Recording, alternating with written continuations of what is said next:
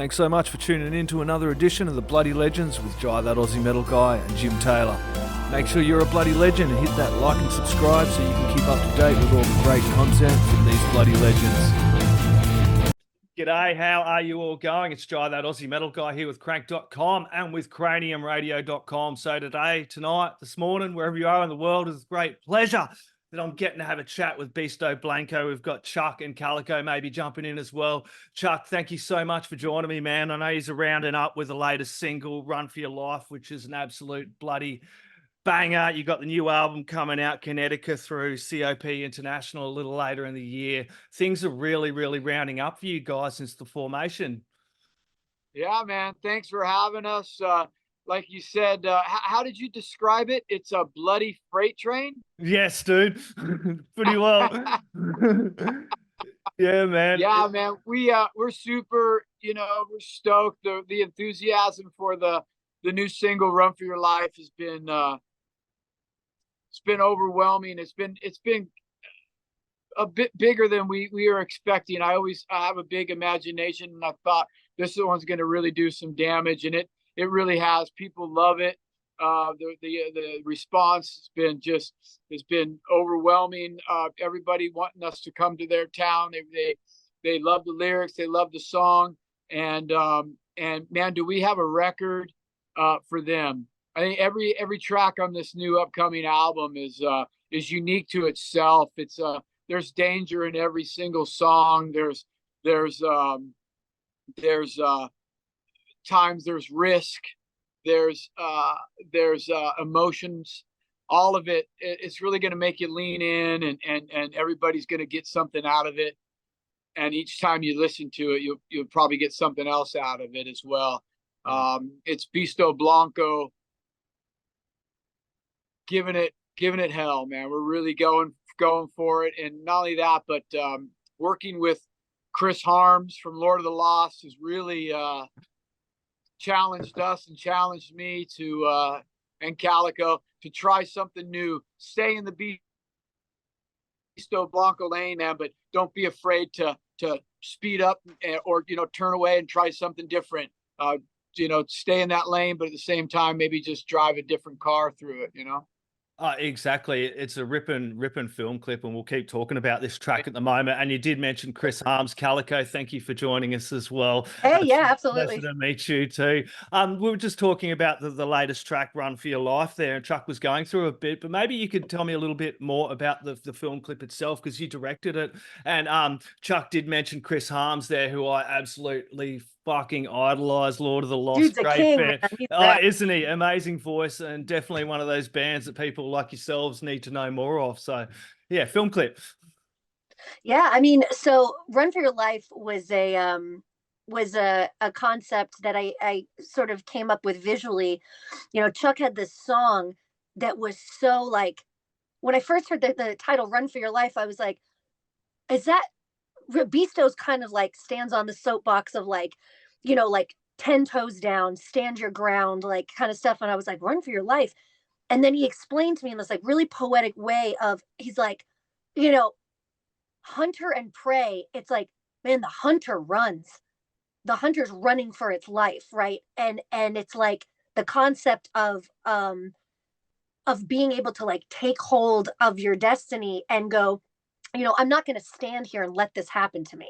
I'm going to run. I'm going to run until I drop. And I'm not going to just run for my life. I'm going to pick you up, take you with me. I'm going to drag you in. And so the visuals for that, I just saw I go, where is the most remote, hopeless place? And it's bang out in the middle of the cosmos.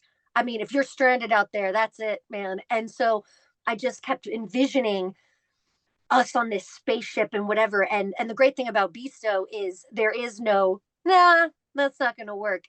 These guys are very receptive to me going, so picture a spaceship, right? And nobody goes, well, how are we going to get that? Or what are we going to do? They trust me to be able to find it. And, the good part about living in Hollywood where I am is there's a lot of sound stages and there's a lot of TV sets and things and relationships that I've built up where I can go, hey man, like, can I borrow your spaceship? And they go, yeah, man, get in here. So just being able to do that and having guys that are willing to let me blow them away with the laser in real time is pretty awesome. As Jim, my co-host, jumps in there, guys, Chuck, meet Hey, Jim dude. and Calico. I was and thinking, guys. who the hell is that guy? He's my fellow American ring-in as well. I think we're getting robbed. Yeah, no, he's my fellow American ring-in for the Bloody Legends podcast, and he's really keen to Absolutely. jump in. Tell me a little bit about how you kind of hooked up with Chris Harms and started working with him. Yeah, we were playing a show in Germany with a notorious German band. So playing one of the local stadiums there in Frankfurt. And there's a gentleman there from a publishing company who I talked to over the phone a couple of times, who's very interested in Beasto. And so we did 3 nights, and he came to all 3 shows. And each time he came to the show, he would come backstage and he had an idea for everything. This. And then I want you to do this. And Beasto being the way that we are, we listened, we raised our eyebrows, and we looked at each other, and we said, hey, this guy actually has some really good ideas. The things he's suggesting will work. So we would apply for the next show. And then the next night he would come and say, okay, maybe switch this up. I love the band. This is what I'm thinking. And we kind of took his lead on a couple of things. And I'm really glad that we did, because at the end of it, he had mentioned to us, he said, hey, I got the producer for you guys. I got this guy from Lord of the Lost, Chris Harms. I think, he's gonna keep you guys on track for who you are as Beasto Blanco, but he's gonna take you in a different direction at times, and he's gonna really challenge you at times. And I believe he's the right guy for you. And to be quite honest, I wasn't familiar with Lord of the Lost at that particular time, but I dove in and I heard something that was completely different than what Beasto would do. But yet it was so cool, and his vocal approach was so unique, and his lyrics were so tangible. I can't wait to get in the room with this guy. So I think the next day, Chris Harms and we started just sending ideas, and the very first song that Chris Harms sent me was Run for Your Life. And we started with that particular tune. We knew it was a banger right out of the gate, and we just went after that one. And since that time, each song Chris would send me or I would send him would inspire us to go, oh, you like that? I have another one like that. So you're going to hear so many different varieties of rock and roll on this record, Yes, if you will, Beasto rock and roll, of us taking different directions, but staying within that Beasto Blanco lane that we've carved out so well. But we're not afraid to veer off and try something new. That's awesome. It's very. I was actually listening with driving in here, and it's very driving. It's got elements of you have a classic rock element. You've got a grunge element. You've even got an industrial gothic element. Yeah. And it's like a little bit of everything, and it's very cool. I mean, you know how Chris to say all the right guy, things. You're right. You know how to talk to a lady. One of my favorite parts of it was, Chris pushing me vocally wasn't him going, you do it like this or do it like this. There's a part in Run for Your Life where something came out of my tiny body that I was like, what was that? So it's where I hold the note, run for your life, right? And I ran out of breath. And when I ran out of breath, that was supposed to be one note. And when I ran out of breath, Beasto, for what it is and all that it is, kicked in, and I wasn't going to let it go. So I held on as long as I could. And then so I could finish the phrase, I just went, ah, and finished it. And I remember looking up, and Chris and Chuck were like, yeah. And they were that'll do it. I was like, okay. That'll do it. that's that lightning in a bottle, man. It was like you channeled Bonnie Tyler and Leather Leone in like one thing. That was cool as hell. Yes, I will go out with you. And that's the one But I thing mean, of. yeah. Sorry, you go, Go ahead. Calico. No, I was just in kind of like summation on that. It was like, and you hear that throughout the rest of the record, and it's put like my vocals. I always, you know, kind of go, okay, well, this is what I do best, and this is how I do it. But I'm a Broadway singer, like Broadway, like so. I think they got that, like, you know, we always joke around that I don't need a microphone. So, because I know how to belt, but I didn't know how many levels that translated to, and just like what's coming out isn't like a manufactured, like, okay, we're gonna do like a rah, rah, rah, rah, or like a shrieky thing. It was the take that they used was truly me reaching the end of what I thought I could do, and then just pushing my nails into my hands and just screaming out the rest. And I mean, every time I hear it, I get goosebumps because I remember being like, no, and pushing. And that's the moral of the song, is like, I've hit it, and now I'm going to keep pushing, just head down, butting through that thing that I thought was the end. Yeah. It's like bending that note to your will. Exactly. Yeah, and that's one thing I've noticed, guys. Sorry, Calico. With your albums, with Beasto's albums, I've loved hearing them, but I've also loved the progression and how Chuck has progressively kind of come on originally as like a backing singer, and Chuck's like, no, you know what I mean? It feels like each album you've done more and more, to where the last album was 50-50 almost, you know what I mean? You're both adding vocally. I think that's important to the Beasto song. I realized it very early in our career when we had just the first record. I thought, whoa, there's just not enough here. She's more than, she's not a prop. I know that, I know this person very well. I know that what she's capable of.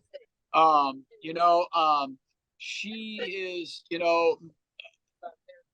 sort of my Bonnie to my Clyde, if you will. Absolutely. It takes two of us to do what we do. So we found out early that we needed more of whatever it is she's giving us.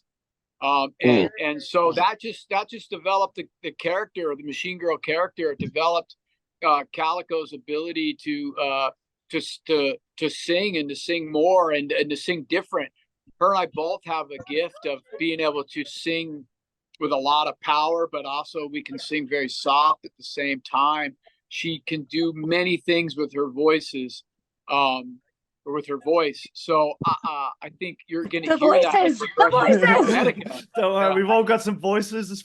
Yeah. But you'll hear it in Kinetica too, just like you heard it in We Are. And the beautiful thing is you'll hear how Kinetica has taken from where we are last record, where we are now, with this big group effort. Well, that's got to be fun. And you go, Calico. I was gonna say, and for me personally, on this one, it was like, what I do for my day job is I do a lot of film and television in LA, and one of the things that is so key to that is beauty, right? And it's like the perfect face and the perfect whatever. And I remember where that blue streak on my eye came from is people were really pushing me to go, hey, we need you to bring more, more of like a traditional sex appeal to this, and more of like a whatever. And I was doing my makeup for one of the things, and it was like this blue eye. And I just looked at myself in the mirror, and I just dragged my hand down it. That's rad. And I like that. I felt powerful and beautiful, because I basically just went, I was trying to do this makeup and going, how do I stay in this character and make it prettier? And then I just went, well, what does that mean for me? And just dragging it down. And all of a sudden I was like, that is beautiful to me. That looks like how I feel, right?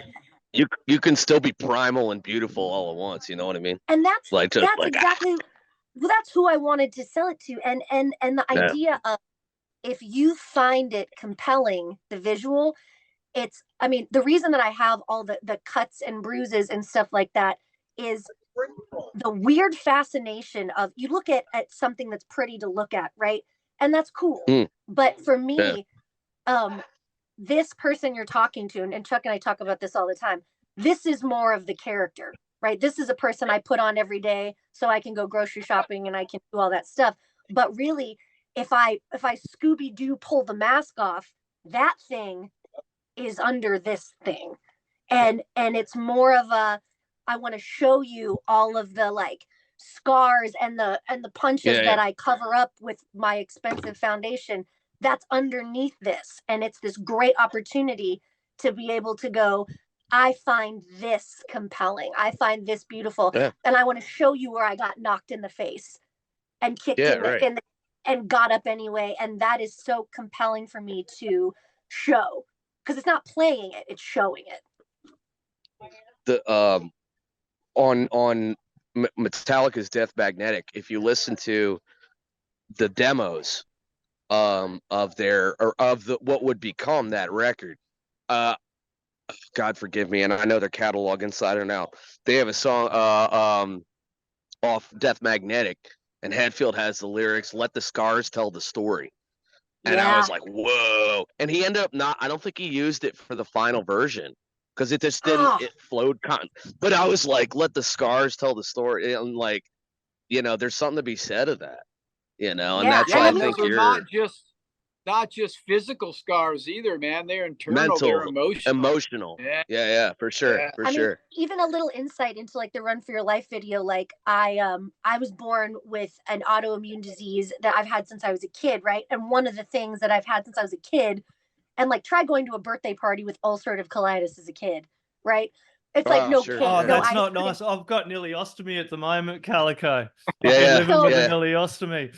I was born with it, and so if you look at the video, you'll notice that I have a hole in my stomach. Where if you look at the shirt, I've got one. So, but I mean, we're all the same. We all have these things, and like, so for me, when I did the makeup for that video, I wanted to show, okay, how did they take the machine girl? And that day I was doubled over in pain, and so I blew a hole in the shirt like that big with the blood around it right where it hurt. So anytime in the video when they would focus on it, I was really holding the part that hurt, and you're getting these real moments that I think are just, I think that you can smell the authenticity. You definitely amongst other things, but you definitely can. That should be an album title right there. Or a Spinal Tap album. I don't know. The authenticity. Well, coming back to this track and in your music in general, you have so many different layers, and I'm loving seeing the growth of you both as vocalists and working together. And it must be fun for you, Chuck, as well, to see the growth of the band from the beginning back, 2012 when you formed it. You know, probably some people don't realize who you guys were and what you were doing before, but you just have quite an extensive career as well. You starting out with kind of doing the theatrical stuff with your dad there, and then you playing with Alice, and then kind of going out on your own and starting this original project, which has been great to see the growth and the evolution. But it must be fun as a songwriter, Chuck, to be able to create this music and to be able to work with and the growth and to see where it's going. Well, you know, what's been the most fun is I always had a vision when I was writing the songs of something happening other than the songs. And I wasn't quite sure what it was. I kind of had a real, you know, like just a small tinge of an idea, enough of an idea for me to go to Calico and say, hey, what are you doing right now? You know, and he's like, oh, I'm just hanging. I go, if I was to tell you this, I got this band I want to start, and I got these songs, and this is how I see you in it. I don't know if that's something you're into or it's something that can happen. But what's been the most fun for me is to see where we started with her saying, yeah, I'll do it. Let's see what happens. I'll come into the studio, track some vocals, to where I love looking back at film and pictures and seeing what we were doing then and all that we've been through and what we're doing now, which still to this day, we still got a chip on our shoulder and we still have something to prove. And even though we've done now 4 records and world tours, I think even now it's becoming even more. The evolution is so much fun to be part of. You almost have to kind of reel it back a little bit because there's been people that haven't even had a chance to see it. We still got to get over to Australia. You know, we got to get to other places in the world. So there's things that we're kind of can get ahead of ourselves. But yeah, I mean, look, man, it's seeing something that was an idea and a band that I started with people that I knew were gold. They were gold already, man. I just maybe just needed to dust them off a little bit or encourage them or shine a light on them, what have you. They were there, and I needed people that were going to encourage me and lift me up, and I surrounded myself with that. That's the best, dude. It's always the best. You go, Calico. Well, I was gonna say, and for Kinetica, like for this record, it was an opportunity for me to really, these guys set me up on the golf tee of life to really succeed. And so they just went, go. And I looked and I went, you mean go? Because I'll go. And they were like how far? Yeah.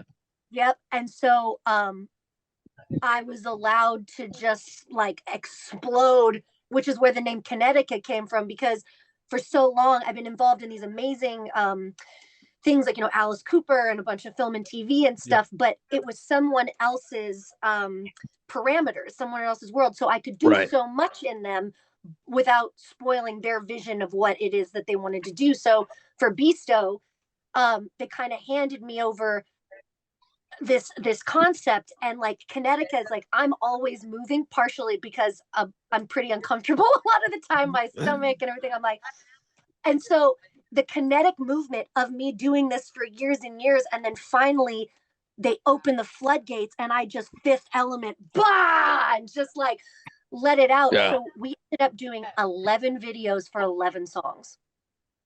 That's rad. That's really cool. It's a big part of the band as well, doing like, I think it's like 88,000 views for Run for Your Life. And people who are watching this, just hit the subscribe on Beasto when you watch it. Wouldn't that be great as well? It's oh my God. It's an inexpensive way to support the band. You sit there and look at all those views. Please, people, just hit the subscribe. It really is. And I mean, it's for you, dude. It's for everyone. And that's something that I think rock and roll, the genesis of it was, if you're our people, you're our people. You can slap the word black metal, pop punk, whatever on it. But the whole point of it was as a chip on your shoulder rebellion a little bit to like the status quo, and whatever hat you put on it, we all have the same vision of like, oh, really? And we all have that in common. And so like Kinetica as a record and Run for Your Life specifically was like this concept of like, we always think of like strength as like standing 10 toes down and being like, I'll take it. But if you think about all the apex predators, they run, baby. They run. They'll chase that dream down. They'll chase that impossible thing down and grab it by the jugular and take it down. And that was kind of the concept. That's kind of concept, and it's a motivation for life. We're all running for our life too, and that's kind of has that with the opening lines from Chuck when you're like, boom, and then he's like, "Run for your life," screams there, and like straight into it. Everybody, go get Run for Your Life. Put it in the stereos, crank it up really fucking loud for the neighbors. Chuck in some pre-orders for Kinetica. I know you have a whole bunch of tours for the European Festival coming up, which I did kind of want to mention. He's already confirmed for Waka and You Are Rock and Plague Noir. And I know Europe has been going absolutely great guns for Beasto as well. So hopefully the rest of the world catches on and follows fucking suit. Get you down under and everywhere bloody else. Guys, do you have any last words, shout outs, thank yous, or anything else you'd like to add in there? I mean, we are so man. grateful. Hey, thank you so much. Yeah, thank you so much for your time, and we look forward to getting to Australia soon. to all your listeners out there, yeah, please go out there, watch the video, you know, listen to the music, make it undeniable. Tell everybody, that way they have to bring us there. They don't want to, they have to. Let's do this bring together. us to Australia, because I've got something to show you. There we go, Oh. people. Everybody go grab the single, buy the merch, support the band, stream the hell out of it. That's the way you get them into your country. Cheers, guys. Thank you very much for your time. Thank Have you, a man. lovely Nice talking evening. to you. God All bless right, you man. guys. Thank you Absolutely. so Cheers. much, my friend. See you. Cheers, guys. Bye. Thank you. Cheers. Oi, you're tuned in to Jai That Aussie Metal Guy, so make sure to hit that like and subscribe button so you don't miss any of his sick content. And remember, stay brutal, you legend.